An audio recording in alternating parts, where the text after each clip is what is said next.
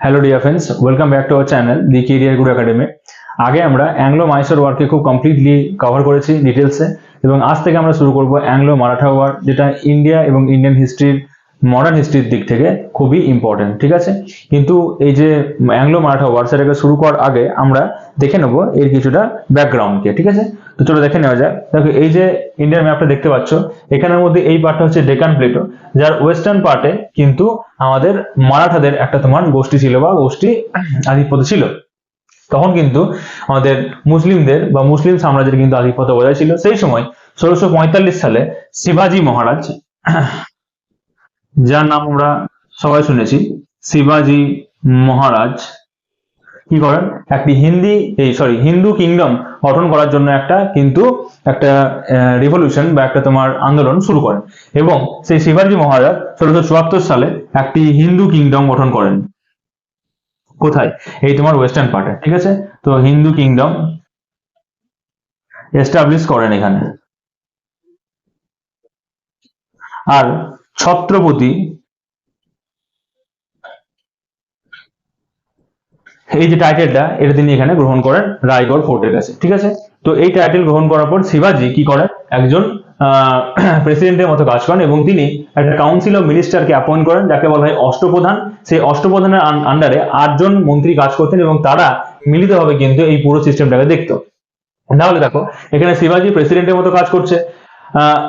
পান্ত প্রধান যাকে বলা হয়, তিনি হচ্ছেন পেশোয়া, তাকে প্রাইম মিনিস্টার বলা হয়, তিনি কিন্তু পুরো ব্যাপারটাকে দেখতেন। তো পেশোয়া প্রাইম মিনিস্টার হয়ে গেল। অমাত্য বা মজুমদার যাকে বলা হয় ফিনান্স মিনিস্টার। সুরনবিস বা সচিব যাকে সেক্রেটারি বলা হয়। কোয়াই নবিস যাকে ইন্টেরিয়র মিনিস্টার বলা হয়। সারি নওয়াব বা সেনাপতি, যিনি কমান্ডার চিফ নামে পরিচিত। সুমন্ত বা দাবিরকে ফরেন মিনিস্টার অ্যাপয়েন্ট করা হয়। নারায়ণ-দিসকে চিফ জাস্টিস, এবং পণ্ডিত রাওকে বলা হয় হাই প্রিস্ট। তো এই 8 জনকে নিয়ে শিবাজি তার সাম্রাজ্যের যে কাউন্সিল অফ মিনিস্টার তাকে এস্টাবলিশ করেন। শিবাজির পর পুরো যে রাজা হন, তার নাম হচ্ছে, মানে প্রেসিডেন্ট হন, তার নাম হচ্ছে তার নাতি শাহুজি মহারাজ। আচ্ছা, শিবাজি কিভাবে এই যে সাম্রাজ্য দখল করেন, তাই নিয়ে যে যুদ্ধ, সেগুলো কিন্তু আমরা একটা আলাদা ভিডিওতে কভার করবো। ঠিক আছে, অবশ্যই দেখে নেওয়া যাক। এই যে শাহুজি মহারাজ ছিলেন, সেই সময় একজন বিখ্যাত ওদের পেশোয়া ছিল, তার নাম হচ্ছে বাজিরাও ফার্স্ট। বাজিরাও ফার্স্ট 1720 থেকে 1740 পর্যন্ত তিনি ছিলেন, এবং যার সময় তিনি কোনো একটাও কিন্তু যুদ্ধ হারেননি, তাই তাকে বলা হয় গ্রেটেস্ট পেশোয়া। ঠিক আছে, তাই তাকে বলা হয় গ্রেটেস্ট পেশোয়া। দেখো, এইবার এই যে শাহুজি মহারাজ এবং বাজিরাও ফার্স্ট, তারা দুজনে মিলে মারাঠা কনফিডেন্সি গঠন করে। এই মারাঠি কনফিডেন্সি কি করা হয়, গায়কোয়াড় কে দেওয়া হয় বড়দার দায়িত্ব, নাগপুরের দায়িত্ব দেওয়া হয় ভোঁসলেকে, পুনে দায়িত্ব পেশোয়া নিজেই সামলাচ্ছিলেন, ইন্দ্রের দায়িত্ব হোলকারকে দেওয়া হয়, এবং সিন্ধিয়ার দায়িত্ব দেওয়া হয় গোয়ালিয়রকে। এরপরে আমরা দেখবো যে বাজিরাও ফার্স্ট, সে যিনি পেশোয়া ছিলেন, তার সঙ্গে সঙ্গে মারাঠা কনফিডেন্সিতে কি কি হচ্ছিল। ঠিক আছে, চলো দেখে নেওয়া যাক কি হচ্ছিল। তারপরে আমরা দেখলাম যে বাজিরাও ফার্স্ট যিনি পেশোয়া ছিলেন, সেই বাজিরাও ফার্স্টের আমরা দেখব, যখন শাহুজি মহারাজ প্রেসিডেন্ট ছিলেন, সেই সময় বাজিরাও ফার্স্ট কি ছিলেন, তোমার ওখানকার পেশোয়া। তো বাজিরাও ফার্স্ট ছিলেন, তার 3 জন ছেলে ছিল। এক হচ্ছে বালাজি বাজিরাও, যাকে আমরা নানা সাহেব বলে চিনি। সেকেন্ড রঘুনাথ রাও। থার্ড হচ্ছে শামশের রাও, এবং তার একজন ভাই ছিল যার নাম ছিল চিমাজি আপ্পা।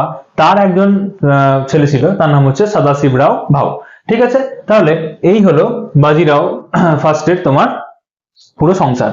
এবার দেখে নেওয়া যাক এই সময় কি হয়। 1740 সালে বাজিরাও ফার্স্ট কিন্তু মারা যান। তো বাজিরাও ফার্স্ট যখন মারা যান, সেই সময় পরবর্তী পেশোয়া বানানো হয় বালাজি বাজিরাওকে, অর্থাৎ নানা সাহেবকে। ঠিক আছে, তো বালাজি বাজিরাও যখন পেশোয়া হয়, তখন তার যে 3 জন ভাই ছিল, রঘুনাথ রাও, শামশের এবং সদাশিব রাও ভাউ, এরা 3 জনে মিলে কিন্তু তার পুরো যে সৈন্যবাহিনী, সেই সৈন্যবাহিনীকে দেখাশোনা করতো।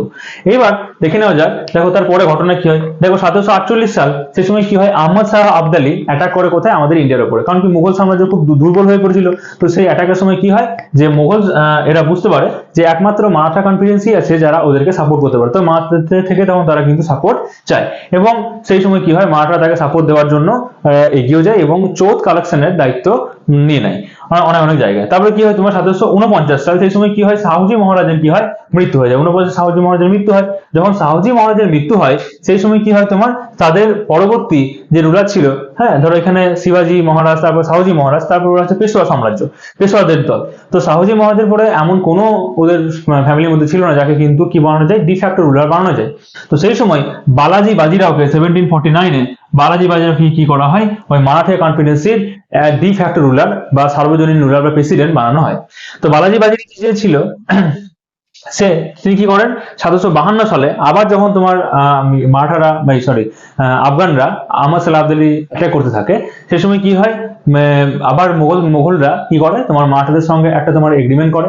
সেই এগ্রিমেন্টে কি হয় যে বলা হয় যে মারাঠারা মোগলদেরকে সমস্ত রকম বাইরের এবং ভেতরের বিবাদ থেকে বা যুদ্ধ থেকে রক্ষা করবে, এবং তার বেসে ওরা লাহোর, মুলতান এই সমস্ত যে জায়গাগুলো রয়েছে সেখানে চৌথ কালেকশনের দায়িত্ব কিন্তু নিয়ে নেয় মোগলদের কাছ থেকে।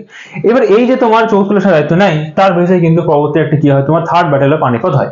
আচ্ছা, এর আগে দেখে না যাক থার্ড ব্যাটেল অফ পানিপথ আগে ঘটনা কি, যে আহমদ শাহ আবদালি তার ছেলে তার তৈমুর শাহ দুরানিকে লাহোরের ওখানে কিন্তু গভর্নর হিসেবে নিযুক্ত করেছিলেন।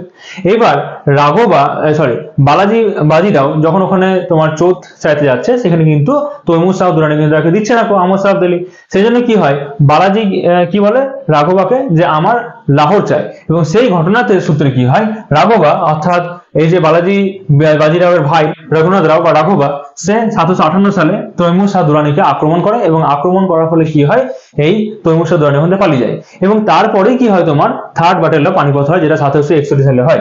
এক্সাম পর্যন্ত ভিডিও থেকে এটা ইম্পর্টেন্ট। দেখো থার্ড ব্যাটেল অফ পানিপথ, এখানে থার্ড ব্যাটেল অফ পানিপথে কাদের কাদের মধ্যে যুদ্ধ হয়েছিল, এক হয়েছিল মারাঠাদের সঙ্গে আমাদের আফগানদের। তো মারাঠাদের মধ্যে বালাজি বাজিরাও তিনজন চেয়েছে, তার নাম হচ্ছে বিশবাস রাও, এক হচ্ছে মাধব রাও, এক হচ্ছে নারায়ণ রাও।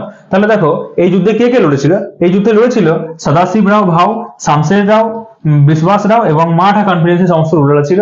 এতজনের সঙ্গে আহমদ শাহ আবদালির কি হয়েছিল যুদ্ধ হয়েছিল, এবং কিন্তু এই যুদ্ধের পরে কি হয় তোমার মারাঠারা কিন্তু হেরে যায়। তো এই মারাঠারা হেরে যাওয়ার পেছনে কি কারণ ছিল বা কিভাবে মারাঠারা হারলো, এরপরে কি ঘটনা হলো, এই সমস্ত কিছু আমরা কিন্তু জানবো আস্তে আস্তে। ঠিক আছে, তো তোমরা ভিডিওটাকে দেখতে থাকো, তোমাদের বন্ধুদের সঙ্গে বারবার শেয়ার করতে থাকো, এবং চ্যানেল নতুন হলে অবশ্যই চ্যানেলকে সাবস্ক্রাইব করে পাশে বেল আইকনটাকে প্রেস করে দাও। Thank you.